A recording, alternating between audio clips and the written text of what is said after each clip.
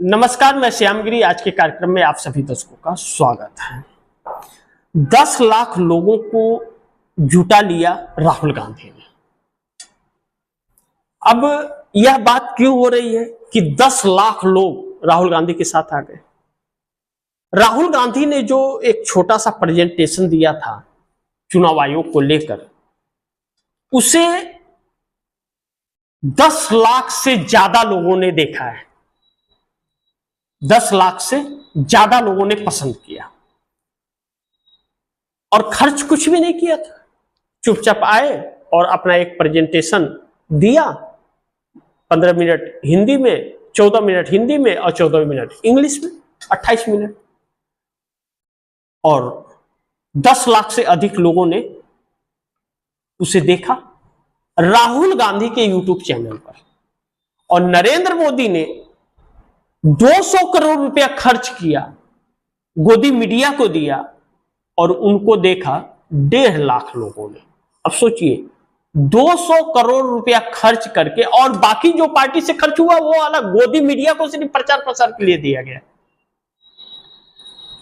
अब अगर आप देखें तो तकरीबन 500 करोड़ से ज्यादा का खर्च नरेंद्र मोदी ने अपने बर्थडे पे कर दिया।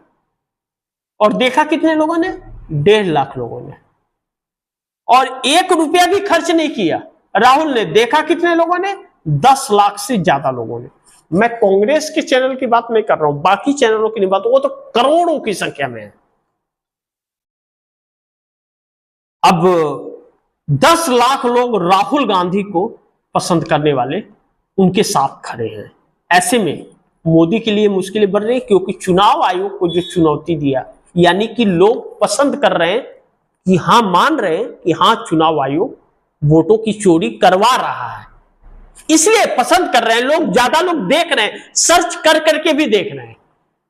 अब दूसरी तरफ 7 दिनों में मोदी देंगे इस्तीफा या चुनाव आयोग ज्ञानेश कुमार देंगे इस्तीफा? 7 दिनों में मोदी देंगे इस्तीफा या 7 दिनों में चुनाव आयोग ज्ञानेश कुमार देंगे इस्तीफा? क्योंकि राहुल गांधी ने कहा कि चुनाव आयोग को मैं ज्ञानेश कुमार को 7 दिनों की मोहलत देता हूं, वह इसके एविडेंस दे, अन्यथा इस देश के युवा मान लेंगे कि चुनाव आयोग इस साजिश में मिला हुआ है और चुनाव आयोग के संरक्षण में वोट चोरी कराया जा रहा है। अब इन सभी चीजों से मोदी भी फंसे हुए हैं। अब चोरी साबित हुई है, अब या तो मोदी इस्तीफा दे या ज्ञानेश कुमार दे। ज्ञानेश कुमार का भी वही हाल है जो पूर्व चुनाव आयुक्त को नरेंद्र मोदी सरकार ने जीना हराम करा दिया था, और उस वक्त के मुख्य चुनाव आयुक्त ने खुद ब खुद इस्तीफा देकर चले गए। जानते हैं क्यों? क्योंकि उनके परिवार, उनके रिश्तेदारों को इतना प्रताड़ित किया जा रहा था, ईडी सीबीआई इनकम टैक्स भेज के बेवजह इतना प्रताड़ित, रिश्तेदारों तक को इतना प्रताड़ित किया जा रहा था कि उन्हें इस्तीफा मजबूरन देना पड़ गया। तब राजीव कुमार का जन्म हुआ चुनाव आयोग के रूप में। तो अब इनका भी, ज्ञानेश कुमार का भी इस्तीफे की बारी है और मोदी के भी इस्तीफे की बारी है। आरएसएस उन्हें भी नवरात्र में छोड़ने वाला नहीं है। संजय जोशी को वह बनाना चाहता है राष्ट्रीय अध्यक्ष, और संजय जोशी को राष्ट्रीय अध्यक्ष बनाया तो मोदी की इस्तीफे ले लेंगे। अब दूसरी तरफ बीजेपी में बौखलाहट बढ़ने लगी, जमीन खसक गई। राहुल गांधी ने जो कार्य किया है, जो सच्चाई देश के सामने लाई है, भारतीय जनता पार्टी के अंदर बौखलाहट को बढ़ गया है। तब से अनाप शनाप बयानबाजियां, प्रेस कॉन्फ्रेंस, बेतुकी सी बातें करने लगे हैं लोग। क्या बोल रहे हैं उन्हें कुछ खुद भी पता नहीं। और चंद गिने चुने नेता हैं जो आ रहे हैं, 2-3 हैं जो अपने आप को नेता समझते हैं, वैसे वो नेता है नहीं, सिर्फ गुल्लू है, समझ लीजिए। उल्लू का है ये, गुल्लू कह लीजिए, लेकिन नेता है। आते जिन्हें न बोलने का ढंग है, न कोई संस्कार दिखते हैं, न कोई आचरण दिखते हैं, बस बके जाते हैं जिसका न कोई अर्थ है न तथ्य है। तो बीजेपी में बौखलाहट बढ़ने लगी है क्योंकि राहुल गांधी के सच्चाई लाने के बाद जमीन खसक रही है इसके लिए। और दूसरी तरफ एनडीए गठबंधन में मोदी को लेकर विरोध हो गया, नहीं बनी बात बिहार में। जो बिहार में जेपी नड्डा या अमित शाह गए और सोचे कि बात बन जाएगी, इनके दबाव और प्रेशर में आ जाएगा, तो अब मोदी और शाह से कोई डर नहीं रहा है। नड्डा की तो औकात ही क्या है, एक रिमोट कंट्रोलर की क्या हैसियत है। अब नड्डा और अमित शाह की और मोदी की भी बात न नीतीश सुन रहे हैं, न चिराग सुन रहे हैं, न मांझी सुन रहे हैं, न उपेंद्र कुशवाहा सुन रहे हैं। तो एनडीए गठबंधन में भी मोदी को लेकर के अब एक विरोध सा उत्पन्न हो गया है। कोई गठबंधन में बात मानने को तैयार ही नहीं हो रहा है उनकी। और H1B वीजा पर ट्रंप ने लगा दिया 86 लाख रुपए का फीस।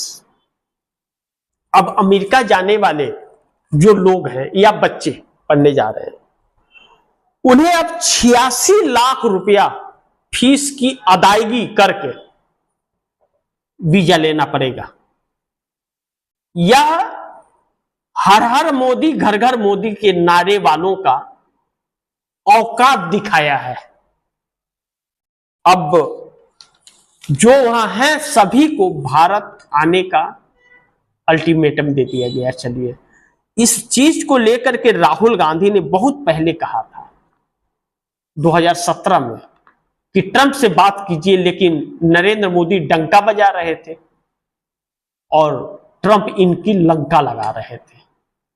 अब की बार ट्रंप सरकार मोदी कर रहे थे और ट्रंप इनका ढोल फोड़ रहे थे। और आज नरेंद्र मोदी को न घर का छोरा न घाट का फुटबॉल बना करके रख दिया है। यही है विश्व गुरु नरेंद्र मोदी का वर्चस्व। आज पूरे देश में छिछलेदर मचवा दिया है नरेंद्र मोदी ने। और सिर्फ अमेरिका की बात नहीं रह गई, अब अमेरिका के साथ साथ इंग्लैंड हो या ऑस्ट्रेलिया हो और भी कई देशों पर बैंड लग रहा है हमारे देश के लिए, युवाओं के लिए। युवाओं के भविष्य को अपने चंद स्वार्थों के लिए नरेंद्र मोदी ने जिस तरह गड्ढे में डुबो दिया है, उसके बाद भी इस शख्स को थोड़ी भी चिंता नहीं है इस देश के भविष्य की। अभी भी पाखंड में जी रहा व्यक्ति और इस देश को गुमराह कर रहा है। अब देखते हैं आगे क्या होता है। जो भी होगा वह वक्त बताएगा। लेकिन आप दर्शकों की क्या राय है, कमेंट में आप जरूर लिखिएगा और इस खबर को ज्यादा से ज्यादा शेयर कीजिएगा। अपने दोस्तों को भी कहिएगा आगे शेयर करें। आपने अगर चैनल को सब्सक्राइब नहीं किया, सब्सक्राइब कर लीजिएगा। अपने दोस्तों को भी कहिएगा चैनल को सब्सक्राइब करें और अपनी राय कमेंट में जरूर दीजिएगा। मिलते हैं फिर अगली खबर के साथ, तब तक के लिए नमस्कार।